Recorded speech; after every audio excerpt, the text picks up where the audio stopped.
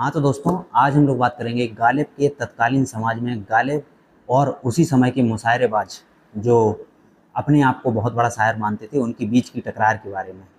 गालिब चूँकि मुशायरे को या महफ़िलों को जो शायरियों से जुड़ी हुई होती थी, उन्हें कवित्व पाठ का मंच नहीं मानते थे।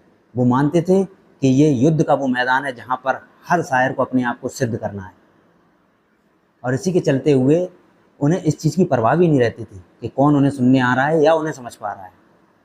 ये ज़िम्मेदारी उनने हज़रातों के ऊपर छोड़ रखी थी कि आप मैं जो बोलना चाहता हूँ मैं वो बोलूँगा। ये आपकी ज़िम्मेदारी है, सुनने वाले की ज़िम्मेदारी है, दृष्टा की ज़िम्मेदारी है कि वो मुझे समझे या समझने का प्रयास करे या खुद वो ढूँढे उन चीज़ों को जिससे वो मुझे समझ पाए। इसी के चलते हुए बिना किसी के परवाह किए हुए खुद को बोलने की एक कला जो उनके अंदर थी, एक बेबाकी जो उनके अंदर थी, उसी को लेकर उन्होंने एक शेर भी कहा है, ना सताइश की तमन्ना ना सिले की परवाह, डर नहीं है मेरे आसार में मानी ना सही।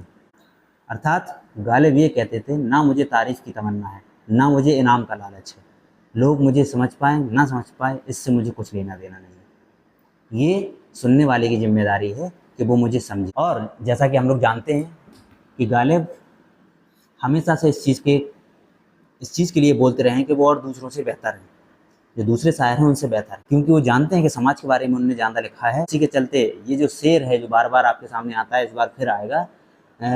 लिखा है उनने कि हैं और भी दुनिया में सुखनवर बहुत अच्छे, कहते हैं कि गालिब का है अंदाज बयां। और इसके बाद अगर गालिब के बारे में बात करें तो गालिब राजाओं के कसीदे पढ़ने वाले शायरों को तो जो महफिल में भी रहते रहे हैं, जैसे जौक, उस समय इब्राहिम जौक जो थे वो बहादुर शाह जफर के मुख्य शायरों में से एक थे, उनको तो राह चलते तंज मार देते थे गालिब।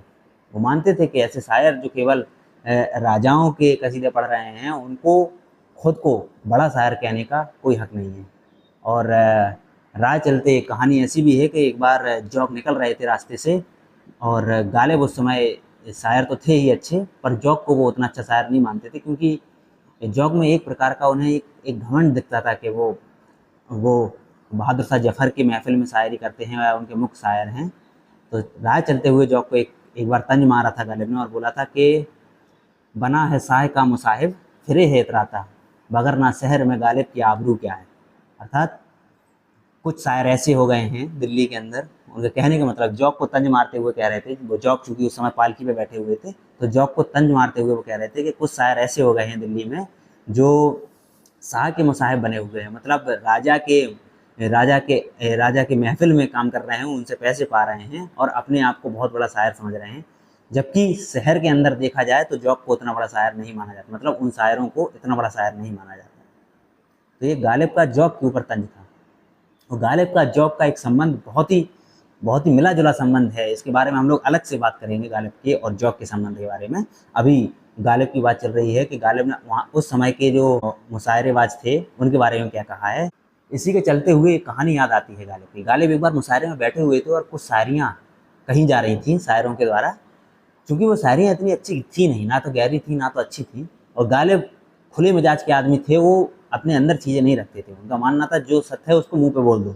तो गालिब को ऐसा लगा उस समय कि यार इतनी गिरी हुई छोटी छोटी सी शायरियों पर लोग इतनी तालियां बजा रहे हैं, क्या हो गया है आज के समाज को। और इसी के चलते गालिब ने एक तंज किया। एक शायर की जब शायरी ख़त्म हुई या गज़ल उनने ख़त्म उठे तो उनके ऊपर तंज करते हुए गालिब ने कहा कि यहाँ शायरी दिल का खून जला कर की जाती है, सिर्फ तुकबंदी शायरी नहीं होती। ऐसा बोलते हुए गालिब ने उनके ऊपर तंज किया।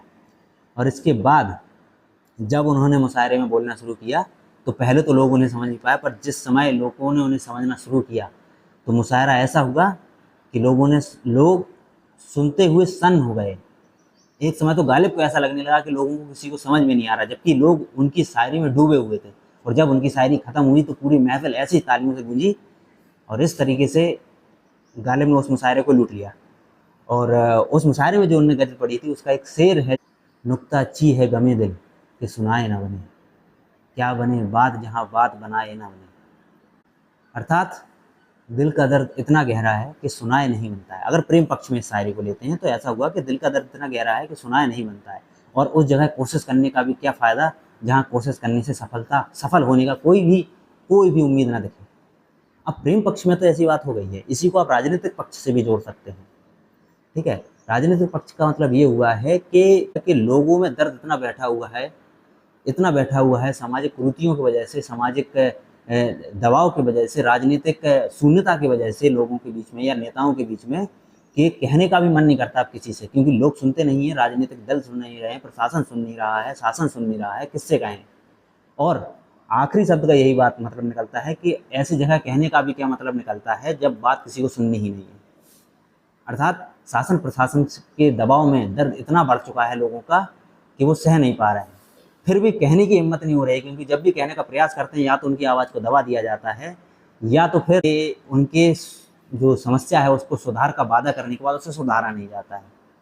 और लोग इस चीज़ को आम बना चुके हैं, अब उन्हें फ़र्क भी नहीं पड़ता है इन चीज़ों से कि तुम्हारा दर्द सही हो रहा है या नहीं हो रहा है। और राजनीतिक दल भी अपने आराम से जी रहे हैं, उन्हें पता है कि जनता को कोई फ़र्क नहीं पड़ता इस चीज़ से कि हम उनके लिए कुछ कर रहे हैं या नहीं कर रहे हैं।